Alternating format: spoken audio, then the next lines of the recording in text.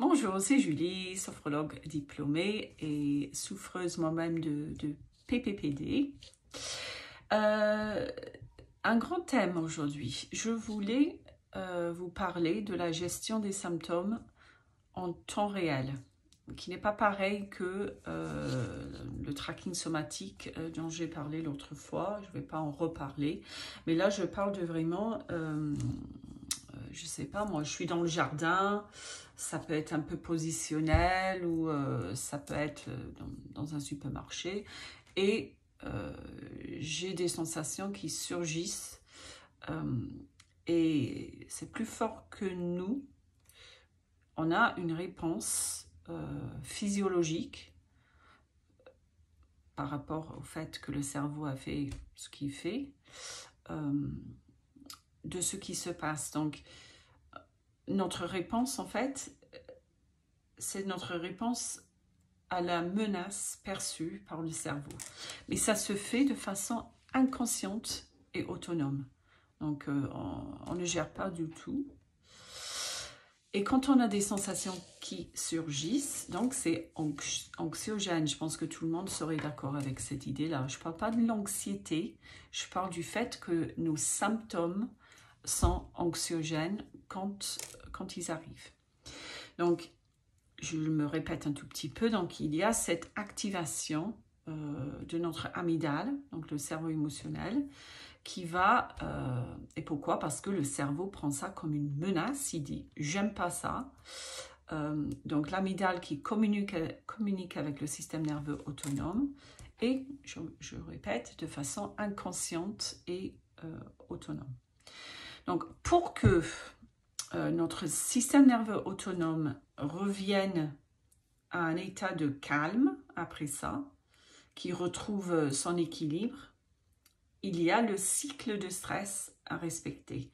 Donc, première phase, donc je ressens, le cerveau détecte un danger, une menace perçue, important parce qu'il n'y a pas de menace en fait, et c'est juste une sensation désagréable. Donc, il perçoit le danger, c'est quoi, j'aime pas. Donc, deuxième phase, c'est cette mobilisation. Donc ça, c'est la partie sympathique qui se met en route. Donc cette énergie pour nous mobiliser à agir. Je lutte, je m'en vais, je pars en courant, mais il y a un élément très physique. Et pour pouvoir donc passer de l'autre côté de ça, puisque j'ai agi, puisque j'ai résolu un petit peu le problème, le danger est maintenant derrière moi, là je peux passer en mode repos-digestion, donc la fameuse partie parasympathique. Donc il y a un problème, comme j'ai déjà dit, c'est mon point de vue, c'est que cette phase 2, face aux sensations, on ne peut ni combattre ni fuir. Donc, notre système nerveux autonome a du mal à revenir vers la troisième phase. Il a du mal à revenir vers le calme, vers le parasympathique. Et on peut être bloqué donc, dans cet état physiologique de danger, d'alerte et d'hypervigilance. Et on ne peut pas compléter le cycle. On devient passif face aux symptômes, pas passif comme ça, mais je ne peux rien faire. Je n'ai pas les ressources en moi parce que je ne sais pas comment faire pour gérer ça. Donc, la réponse est bien conditionnée, installée, ancrée. Et ce n'est qu'avec un entraînement où on peut créer donc une nouvelle réponse. Cette réponse peut être utiliser aussi, ce que je suis déjà à 4 minutes, mais je pense que c'est quand même important de ne pas couper aujourd'hui. Je vais continuer avec donc ma proposition d'une nouvelle réponse. Donc, ça peut s'utiliser aussi avec les émotions. Une émotion, ça se ressent dans le corps, donc que ce soit une sensation corporelle, une émotion intense, on peut utiliser le même plan d'action. Donc voilà, donc je vais passer à comment gérer les sensations en temps réel. Donc j'ai mon plan d'action. Je ne sais pas si ça c'est comme ça, plan of action en anglais, donc petit protocole. Bon, c'est sûr que le mieux pour le cerveau et pour notre système nerveux autonome, c'est d'avoir un symptôme, de se dire bof et je continue ma vie. Comme ça, aucune réponse physiologique de mon système nerveux autonome. Mais malheureusement, ce n'est pas le cas. Donc, quand les symptômes surgissent comme ça, premier point, ancrez-vous sur place, arrêtez-vous. Donc ça, c'est très important parce que ça se fait de façon tellement inconsciente qu'on est un peu en pilotage automatique dans le cerveau. Voilà, je m'arrête, ancrez-vous. Voilà, c'est mon cerveau qui trouve quelque chose de menaçant. Je ressens ce gros changement. Prenez votre corps comme un baromètre. Vous ressentez le grand changement dans votre système nerveux autonome. Donc ça, la première étape, c'est vraiment arrêtez-vous et sortez de cette réponse un petit peu automatique. Voilà, voilà, ça recommence. Et là, c'est là où la deuxième étape, je commence à me poser des questions. Par exemple, qu'est-ce que je peux faire? Où est-ce que je peux aller pour, afin de me sentir un peu mieux, afin de me sentir un peu plus en sécurité? Comment faire? Qu'est-ce que je peux faire? Où est-ce que je peux aller? Donc, selon la réponse, troisième partie, je me déplace physiquement, si nécessaire. Je vais là où je me sens un peu mieux. M'allonger peut-être, ou retrouver un petit banc, fermer les yeux, peu importe. Pourquoi faire ce genre de questionnement? Comme j'ai dit, qu'est-ce que je peux faire? Où est-ce que je peux aller? Pourquoi c'est important? Parce que c'est cette phase de brainstorming qui va nous sortir de tout ce qui est vraiment émotionnel. Donc, en fait, et c'est là où je ne suis plus passive. C'est comme si je prenais les rênes. C'est une maîtrise de soi, en fait. On devient acteur par le simple fait de passer en mode brainstorming. Donc, ce qui se passe, en fait, quand je fais ça, c'est que le flux sanguin va commencer à se diriger dans mon cerveau depuis les parties émotionnelles vers les lobes frontaux. Donc, c'est notre côté plus rationnel et en plus, beaucoup plus capable de réguler la réactivité. Donc, c'est super important d'avoir ce genre de questionnement, de raisonnement. Cette phase de brainstorming, donc, elle m'aide à faire quelque chose, à agir, à compléter en fait la deuxième phase du cycle, où jusque-là, j'étais démunie, dépassée par la situation. Donc, c'est super important. Je garde quand même, donc en parallèle, je garde mon attention dirigée vers le corps, vers mon système nerveux autonome, parce que j'ai fait un travail quand même où je reconnais les différents états.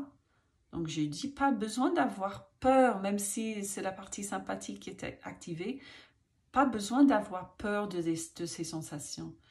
Donc, je reste dans le corps. Pourquoi? Parce que les pensées sont anxiogènes. Et là, je ne dois pas écouter. Je ne dois pas écouter, c'est que des mensonges. Donc, je me coupe de la tête et je reste dans le corps parce que je sais que je dois prendre les rênes et donc je dois me dire ça va aller, ça va passer, je gère, j'apprends à gérer. Il ne faut pas que j'écoute un mental qui me dit n'importe quoi. Ça, c'est super important. Donc voilà, donc ça c'est en parallèle, mais je continue mon brainstorming. Je peux me poser des questions. De quoi ai-je besoin? Là, ici et maintenant. Comment je peux, selon la réponse, comment je peux faire pour combler ce besoin? Est-ce que j'ai besoin de soutien, de rassurance, de m'allonger, là, ici et maintenant, j'ai besoin de quoi pour me sentir mieux, pour me sentir plus en sécurité? Je connaissais quelqu'un qui avait besoin de regarder une série rigolote et ça a beaucoup aidé et c'était une bonne stratégie. Donc, j'ai besoin de quoi? J'ai besoin de trouver un peu enfin, quelque chose qui va me faire rigoler, par exemple. Bon, ça, c'est pas pour tout le monde, mais pour cette dame-là, c'était efficace. Donc voilà, selon la réponse, je bouge, j'agis, je passe à l'action. Donc ça, c'est encore la phase 2 que avant j'arrivais pas du tout à compléter ce cycle. Donc, cela nous aide vraiment parce que j'apprends à accompagner mon corps qui ne savait plus comment faire. Et ça, c'est super important. Donc, quand vous avez agi grâce à toutes ces questions, grâce à cette période de brainstorming, c'est là où vous pouvez accompagner votre corps et l'aider à passer en mode repos-digestion, donc parasympathique, stimulation du nerf vague. Donc tout simplement, vraiment tout, il y a beaucoup de techniques et ça va être la suite, mais ça peut être quelques respirations profondes et spontanées, mais toujours avec l'expiration plus longue que l'inspiration. Donc c'est ça qui active le parasympathique. Donc quelques respirations profondes et spontanées où je privilégie l'expiration plus longue. Et je peux aussi activer le dialogue intérieur. Donc, je suis en sécurité, c'est derrière moi, ça va mieux. Ou soupirer, bâiller, enfin, en fait, n'importe quelle activité que le corps ferait naturellement s'il ne se sentait pas face à une menace. Donc, bâiller, voilà, comme j'ai dit, quelques soupirer, quelques respirations profondes et spontanées. Donc, et ça complète le cycle naturel de stress. Nous, on était plutôt bloqués dans la phase 2, mais ce raisonnement de faire un brainstorming, de se poser ces questions, c'est ça qui va nous aider à compléter la partie 2 pour pouvoir ensuite revenir vers l'équilibre et vers le calme. Et pour que, dernier mot, je suis à 13 minutes, pour que cette nouvelle réponse devienne inconsciente et autonome, comme la réponse actuelle, il faut l'expérimenter. Il faut pratiquer chaque fois qu'on a des symptômes pour que le circuit de neurones se construise petit à petit. Et aussi, on peut se visualiser, pour un début, on peut se visualiser, faire ce protocole face à nos sensations, nos symptômes dans des contextes variés, nos déclencheurs. Tous les matins, on peut faire cette visualisation de ce protocole face aux symptômes. Et dernier mot, cette pratique, je vous promets, va vous rendre plus confiant. Vous allez ressentir comme maître de vous-même, plein de ressources, acteur, et c'est trop bien. Et c'est ça qui va nous aider à sortir de cette réponse conditionnée que le cerveau a mis en place sans vraiment faire exprès. Il pense qu'il nous aide, mais voilà. C'est pas ça. Allez, courage, mettez ça en place.